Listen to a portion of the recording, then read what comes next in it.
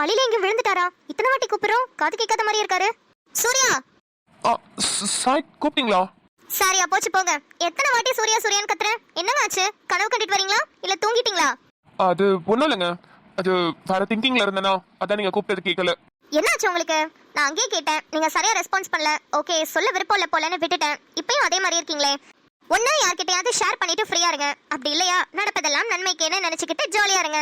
ரெண்டுமே இல்லாம உள்ளுக்குள்ள நிறைய சோகத்தை வச்சுக்கிட்டு வெளியே ஃபேஸ்ல காமிச்சிட்டு இருந்தீங்கன்னா என்ன புரியும் சொல்லுங்க? உங்ககிட்ட சொல்றதுக்கு என்னங்க, நாங்க ரொம்ப ஏழ்மையான ஃபேமிலி.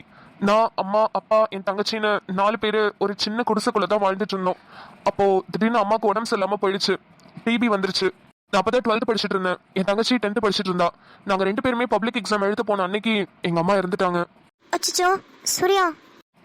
ஆமாங்க, எங்களுக்கு முன்னாடியே தெரியும் எங்க அம்மா இறந்துருவாங்கன்னு எல்லா டாக்டர்ஸுமே சொல்லிட்டாங்க. ஆனா இருந்தாலும் கொஞ்சம் நம்பிக்கை இருந்துச்சு, எப்படியாவது எங்க அம்மாவை காப்பாத்திடலான்னு. ஆனா கடைசி வரைக்கும் போராடி சுத்தமா முடியல. அதுக்கப்புறம் நான், என் தங்கச்சி, எங்க அப்பா 3 பேரும் தான் ஒன்னாவே இருந்தோம். சின்ன வயசுல இருந்தே எங்க அம்மாவோட மெடிக்கல் இஷ்யூ, எங்க அம்மாவோட ட்ரீட்மெண்ட்லாம் பார்த்துட்டு எப்படியாவது இந்த மாதிரி இருக்கிறவங்களை எல்லாம் காப்பாற்றணும்னு என் தங்கச்சியோட கனவு டாக்டர் ஆகணும்னு ஒரு ஆசை வந்துடுச்சு. அது அவளுக்குள்ள ஒரு வெறியாவே மாறிடுச்சு. எப்படியாவது கஷ்டப்பட்டு டாக்டருக்கு படிக்கணும்னு சொல்லிட்டு 11th 12th ரொம்ப போராடி படிச்சா. அப்படியா? 12th எவ்வளவு மார்க் வாங்குனாங்க? 1200க்கு 1192 மார்க் வாங்கினா. 8 மார்க் தான் இல்லையா? ஆமாங்க, நல்லா படிச்சா, ரொம்ப வெறியா படிச்சா. அதனாலதான் அவ்வளவு மார்க் வந்துச்சு. அப்புறம் பாதி ஸ்காலர்ஷிப்லயும் பாதி ஃபீஸ் கட்டியும் படிக்கிற மாதிரியான ஆப்ஷன் வந்துச்சு. அதனால இங்க சென்னையில கொண்டு வந்து சேர்த்தோம். ஓ, அப்போ இங்கதான் மெடிக்கல் காலேஜ்ல படிக்கிறாங்களா? ஆமா. என் தங்கச்சி இங்க சேர்க்கும் போது கொஞ்சம் பணம் தேவைப்பட்டுச்சு. ஏன்னா எங்க வீடு தான் சொன்னல, ரொம்ப கஷ்டப்படுற ஃபேமிலின்னு. நிறைய கடன் ஆயிடுச்சு. எங்க அம்மாவோட நகை அப்படி இப்படின்னு நிறைய செலவாயிடுச்சு. நிலாவை சேர்க்கும் போது எங்களுக்கு கொஞ்சம் அமௌண்ட் பத்தல. அதனால எங்க அப்பாவோட தங்கச்சி இங்கேதான் இருக்காங்க. எங்க அத்தை வீட்டுக்கு போய் கேட்கலான்னு போனேன்.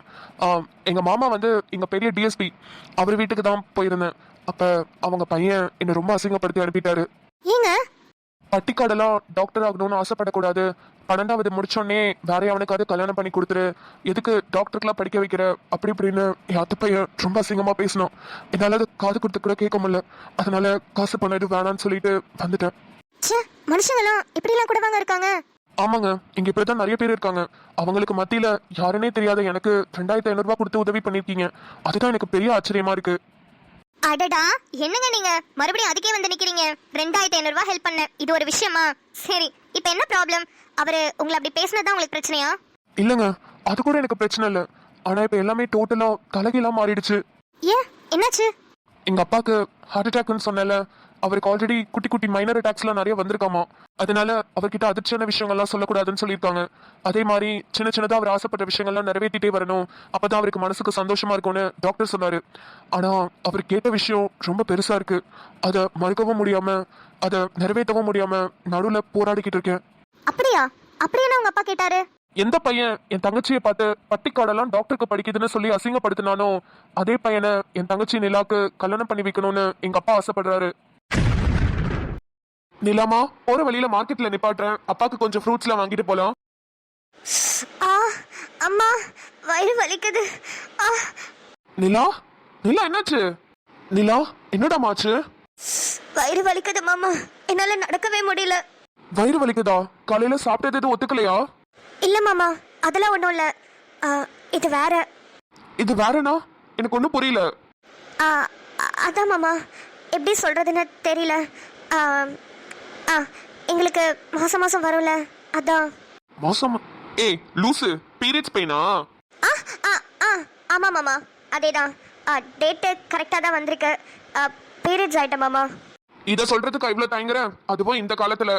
இல்ல, உங்களுக்கு அதை பத்திலாம் தெரியுமா தெரியாதான்னு அதுதான் யோசிச்சுட்டு சொல்லாமே இருந்தேன். நிலாமா, நீ ஒரு டாக்டர், ஒருவேளை எனக்கு இந்த மாதிரி விஷயம்லாம் தெரியலன்னா கூட நீ தான் எனக்கு சொல்லி புரிய வைக்கணும். அதை விட்டுட்டு ஏதோ அந்த காலத்து ஆளு மாதிரி அது மாமா இது மாமான்னு தயங்கிட்டு இருக்க. என்ன பண்றது மாமா, என்னதான் இந்த காலத்துல பெரிய சிட்டிக்குள்ள பெரிய காலேஜ்ல டாக்டருக்கு படிக்கிற லெவலுக்கு வளர்ந்தாலுமே மைண்ட்ல பீரியட்ஸ்னா வெளியே சொல்லக்கூடாது, அதுவும் ஆம்பளைங்கள்ட்ட சொல்லவே கூடாது, இப்படிதான் மைண்ட் போகுது. அது ஏன்னா மெடிக்கல்ல போய் கண்டதெல்லாம் எல்லாரும் முன்னாடியும் கூச்சமே இல்லாம கேட்டு வாங்க தெரிஞ்ச நமக்கு ஒரு நாப்கின் கொடுங்கன்னு கேட்டு வாங்குறதுக்கு ரொம்ப கூச்சமா இருக்கு. இப்படிப்பட்ட கேவலமான கேடுகட்ட உலகத்துலதான் மாமா இந்த மாதிரி பெண்கள் எல்லாரும் வாழ்ந்துட்டு இருக்கோம். கேட்கவே ரொம்ப சங்கட்டமாவும் அசிங்கமாவும் இருக்கு நிலா. சரி, இப்ப வீட்டுல வர யாரும் இல்லையே, இப்போ உனக்கு வயிறு வர வலிக்குதுன்னு சொல்ற, என்ன பண்றது? யூஸ்வலா வயிறு வலிக்கும் போது நீ என்ன பண்ணுவ? ஒன்னும் பண்ண மாட்டேன் மாமா. இது என்ன பண்ணாலும் போகாது. வயிறு, காலு, கை எல்லாம் வலிச்சுக்கிட்டே தான் இருக்கும். சும்மா தான் படுத்து ரெஸ்ட் எடுப்பேன். சரி, அப்ப ரூம்ல போய் ரெஸ்ட் எடுவா. மாமா, அப்பா. அப்பாவெல்லாம் பாத்துக்கலாம். அதான் ஒன்றும் ப்ராப்ளம் இல்லைன்னு கார்த்திக் டாக்டர் சொல்லிட்டார்ல. நான் இங்க இருந்து கால் பண்ணி அப்பா எப்படி இருக்காருன்னு கேட்டுக்கிறேன். வா. சரி. நிலாமா, நாப்கின் ஏதாவது தேவைப்படுதா? இல்ல, வாங்கிட்டு வரதுக்கு தான் கேக்குறேன். இல்ல, அதெல்லாம் இருக்கு மாமா. சரி, ஓகே. நிலா, படுத்துக்கோ. இல்ல, இருக்கட்டும் மாமா. இப்படி உட்காந்துருக்கிறது தான் கொஞ்சம் கம்ஃபர்டபுளா இருக்கு. நிலா, என்கிட்ட சொல்றதுக்கு ஏதாவது அன்கம்ஃபர்டபுளா ஃபீல் பண்ணினா சொல்லு. நான் கீர்த்தனாவை கூப்பிடுறேன். அவகிட்ட சொல்றதுக்கு நான் உங்ககிட்டயே சொல்லிடுவேன் மாமா. சரிம்மா. வேற எதுவும் வேணும்னா சொல்லு. நான் வேணும்னா கூப்பிடுறேன் மாமா. நீங்க போய் உங்க வேலையை பாருங்க. எனக்கு என்ன வேலை? நான் சும்மா தானே இருக்கேன். நான் அப்படியே இங்கே உட்காந்துக்கிறேன். நீ தூங்கணும்னா தூங்கு. சரி. என்ன பண்ணலாம்? யூடியூப்ல செக் பண்ணி பார்ப்போம். பீரியட்ஸ் பெயினில் பெண்களை எப்படி கம்ஃபர்டபுளாக வைத்துக் கொள்வது. எப்பா, இன்னும் இவ்வளவு வீடியோ வருது. எதை ஃபர்ஸ்ட் பாக்குறதுன்னு தெரியலையே. ஹாட் வாட்டர் பேக்கா? பரவாயில்லையே. இது கொடுத்தா கூட கொஞ்சம் வயிறு வலி கேக்கும்னு போட்டிருக்கு. சரி, அப்ப ஃபர்ஸ்ட் இதை ட்ரை பண்ணுவோம். ஈஸ்வரி அக்கா. ஆதி தம்பி, நீங்களா? என்ன வேணும்னாலும் ரூம்ல இருந்தே பெல் அமைக்கிருக்கலாமே, நான் மேல வந்திருப்பேனே. பரவாயில்லக்கா. அக்கா, எனக்கு கொஞ்சம் சுடுதண்ணி வேணும். குடிக்கவா தம்பி? இல்லக்கா, வயிறு வலிக்கு ஹாட் வாட்டர் பேக் வைக்கிறதுக்காக சுடுதண்ணி கேக்குறேன். என்னாச்சு தம்பி? எதனால வயிறு வலி? அது பீரியட்ஸ்க்கா, அதான் வயிறு வலிக்குது. தம்பி, என்ன தம்பி சொல்றீங்க? ஆச்சரியமா இருக்கு. பேரச்சா? ஆமாக்கா. இதுல என்ன ஆச்சரியமா இருக்கு உங்களுக்கு? தம்பி, எனக்கு ஒண்ணுமே புரியல. இதெல்லாம் எத்தனை நாளா நடந்துட்டு இருக்கு? இது என்ன கேள்வி ஈசக்கா? வயசுக்கு வந்துட்டு அதுல வரதானே செய்யும். என்ன இந்த தம்பி, பொம்பளை பிள்ளைங்கள்ட்ட இருக்கிற எல்லா அறிகுறியும் இந்த தம்பி சொல்லுது. ஒருவேளை எனக்கு ஒண்ணுமே புரியலையே. அக்கா, நின்னு பேசலாம் டைம் இல்ல. சீக்கிரமா சுடுதண்ணி ஊத்தி கொடுங்க. இப்ப ஊத்தி தரேன் தம்பி. Periods pain hot water bag கொடுங்கன்னு கேட்டேன். அதுக்கே இப்படி வாயை பொழந்துக்கிட்டு போறாங்க. என்னடா ஒரு பையன் பீரியட்ஸை பத்தி இவ்வளவு வெளிப்படையா பேசுறானேன்னு. நிலா சொன்ன மாதிரி இங்க காசு, பணம், விஞ்ஞான வளர்ச்சிகள்னு இது மட்டுமே வளர்ந்துட்டு வருதே தவிர இந்த மாதிரி விஷயங்கள்லாம் இன்னும் மாறவே இல்லை. நிலாமா, இந்த ஹாட் வாட்டர் பேக். இது வயித்துல எங்க வலிக்குதோ அந்த இடத்துல கொஞ்சம் வச்சு ரிலாக்ஸ் பண்ணு. சரி மாமா. ஆமா, இதெல்லாம் உங்களுக்கு எப்படி தெரிஞ்சது? அது யூடியூப்ல போட்டு பார்த்தேன். என்னென்ன பண்ணா பெயின் கொஞ்சம் ரிலீஃபா இருக்கும்னு. அப்ப அந்த ஹாட் வாட்டர் பேக் சொன்னாங்க. அதான் சுடுதண்ணி வச்சு எடுத்துட்டு வந்தேன். ரொம்ப தேங்க்ஸ் மாமா. மாமா, என்ன பண்றீங்க? காலை விடுங்க. நிலாமா, சத்தம் போடாம அமைதியா இரு. நீ பேசாம இருந்தா மட்டும் போதும்.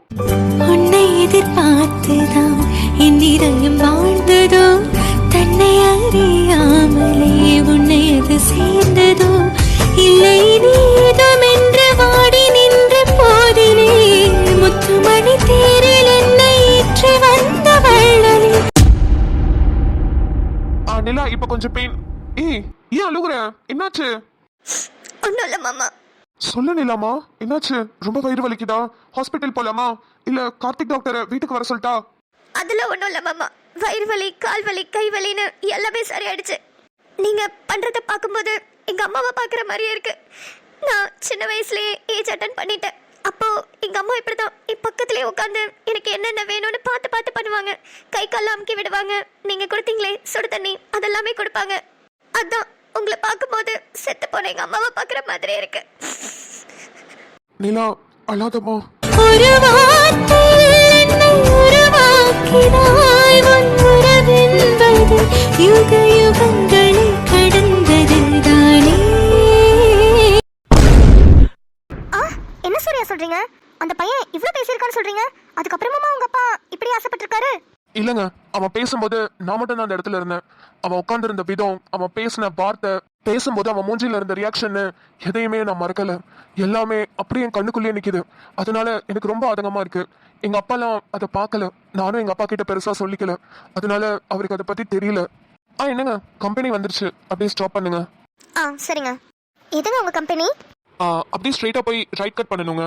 அப்போ வாங்க, நானே டிராப் பண்றேன். இல்ல பரவாயில்லங்க. நீங்க இவ்வளவு தூரம் வந்து விட்டதே பெரிய விஷயம். ரொம்ப தேங்க்ஸ்.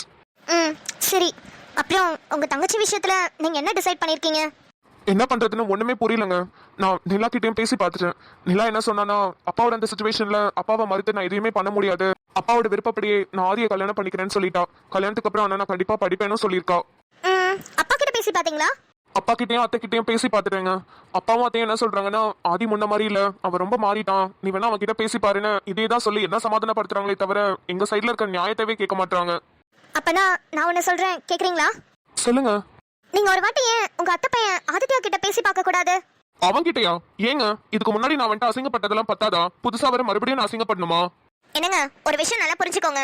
இந்த உலகத்துல நிமிஷத்துக்கு நிமிஷம் மாறுறது மனுஷங்களால மட்டும்தான் முடியும். நல்லவங்க திடீர்னு கெட்டவங்களா மாறுறாங்க, கெட்டவங்க திடீர்னு நல்லவங்களா மாறுறாங்க.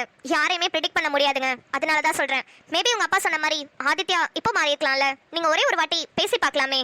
இன்கேஸ் அவர் மாறலன்னு வச்சுக்கோங்களேன், பழைய மாதிரி ஸ்டேட்டஸ் அது இதுன்னு பேசுறாருன்னா அதை வச்சு நீங்க உங்க தங்கச்சி கல்யாணத்தை ஸ்டாப் பண்ணலாமே. ஒருவேளை மாறிட்டாருன்னா உங்களுக்கு அதுல சந்தோஷம் தானே, உங்க தங்கச்சி வாழ்க்கை நல்லா இருக்கும்ல, அதுக்காக தான் சொல்றேன். நீங்க சொல்றதும் நல்ல ஐடியாவா தான் இருக்கு. ஆனா எனக்கு அவன் கிட்ட பேசுறதுக்கு சுத்தமா பிடிக்கல. என்னமோ அவனை பார்த்தாலே எரிச்சலா வருது. சூர்யா, இது நீங்க சம்பந்தப்பட்ட பிரச்சனை இல்ல, உங்க தங்கச்சியோட வாழ்க்கை. அதனால ஒரு அண்ணனா இருந்து நீங்க இறங்கி இதெல்லாம் பேசிதான் ஆகணும். புரியுதுங்க. ரொம்ப குழப்பத்துல இருந்தேன். எனக்கு இப்போ ஒரு லைட்டா ஒரு தெளிவு கிடைச்ச மாதிரி இருக்கு. நான் ஆதித்யா கிட்ட பேசுறேன். இந்த ஐடியா கொடுத்ததுக்கு ரொம்ப ரொம்ப தேங்க்ஸுங்க. பரவாயில்லைங்க, இதெல்லாம் ஒரு ஐடியாவா? சும்மா தோணுச்சு சொன்னேன். நீங்க பேசி பாருங்க. இன்கேஸ் இது நல்லா அமைஞ்சிச்சுன்னா உங்களுக்கு தானே சந்தோஷமா ரிலீஃபா இருக்கும். ஆமாங்க. வாங்களேன், ஒரு டீ குடிச்சிட்டு போலாம். இல்லங்க, எனக்கு டீ, பால், காஃபி இது எதுவுமே பிடிக்காது. அப்படியா? அப்ப வேற என்ன குடிப்பீங்க? பூஸ்ட், ஹார்லிக்ஸ், போன்விட்டா இது மாதிரி தாங்க குடிப்பேன். இன்னொன்னு சொல்றேன், யார்கிட்டயும் சொல்லிடாதீங்க. ஒரு சில டைம் செர்லாக் கூட சாப்பிடுவேன். இது செர்லாக்கா? குழந்தைங்களுக்கு கொடுக்கறதையா? அதையா சாப்பிடுவீங்க? என்னங்க, நீங்க செர்லாக் கூட சாப்பிட்டு ட்ரை பண்ணது இல்லையா? ச்சே, வேஸ்ட்டுங்க. நீங்க அதை விடுங்க, குழந்தைங்களுக்கு கொடுப்பாங்களே பால் பவுடர், அதை சாப்பிட்டு பாருங்க. டேஸ்ட் செம்மையா இருக்கும். நீங்க ரொம்ப வித்தியாசமான கேரக்டரா இருக்கீங்க. செர்லாக்கு, பால் பவுடர். அது இன்னும் லிஸ்ட் பெருசா இருக்குங்க. அதுல மோஸ்ட் ஃபேவரட் என்ன தெரியுமா? குழந்தைங்களுக்கு கொடுப்பாங்களே பருப்பு மசிச்சு நெய் ஊத்தி பருப்பு சோச்சி, அதுனா எனக்கு உயிர். ஐயோ, என்னங்க டேஸ்ட் இது? குழந்தைங்களுக்கு பிடிக்கிறதெல்லாம் உங்களுக்கும் பிடிக்குது? ஓ, குழந்தைங்கன்னா ஒரு வேலை அவ்வளவு பிடிக்குமோ? என்னங்க, என்ன நல்லா பேசிட்டு இருந்தீங்க, திடீர்னு ஒரு மாதிரி ஆயிட்டீங்க. நான் ஏதாவது தப்பா கேட்டுட்டேனா? என்னங்க என்னங்க என்னாச்சு? சாய், இங்க பாருங்க. சாய். ஐயோ சாரிங்க, நீங்க இருந்ததை கூட நான் கவனிக்கல. என்னங்க ஆச்சு? நான் ஏதாவது தப்பா கேட்டுட்டேனா? இல்லைங்க, அதெல்லாம் ஒன்றும் இல்லை. சாரிங்க, எனக்கு ரொம்ப லேட் ஆகுது. உங்ககிட்ட பேசிட்டு இருந்ததுல கவனிக்கவே இல்லை. நான் போய் என்னோட பொட்டிக் ஓப்பன் பண்ணணும். நான் கிளம்புறேன். சரிங்க. அப்புறம் 1ஆம் தேதி சம்பளம் வந்தோடனே கண்டிப்பா உங்களுக்கு காசு போட்டு விட்டுறேங்க. சரி, வரேங்க. அப்புறம் ஒரு விஷயம், ஷாலு பறந்துகிட்டே இருக்கு, பாத்துக்கோங்க. சரி. என்னாச்சு உங்களுக்கு? நல்லா தானே பேசிட்டு இருந்தாங்க, குழந்தைய பத்தி பேசினோடனே ஒரு மாதிரி ஆயிட்டாங்க. ஏதாவது பிரச்சனையா இருக்குமோ? ಹೇ ತಂದಾನಿದಾರೆ ತಾನಿಂದಾರೋ ತಾನೇದಾನೇನೋ ಹೇ ತಂದಾನಿದಾರೆ ತಾನಿಂದಾರೋ ತಾನೇದಾನೇನೋ ಹೇ ತಂದಾನಿದಾರೆ ತಾನಿಂದಾರೋ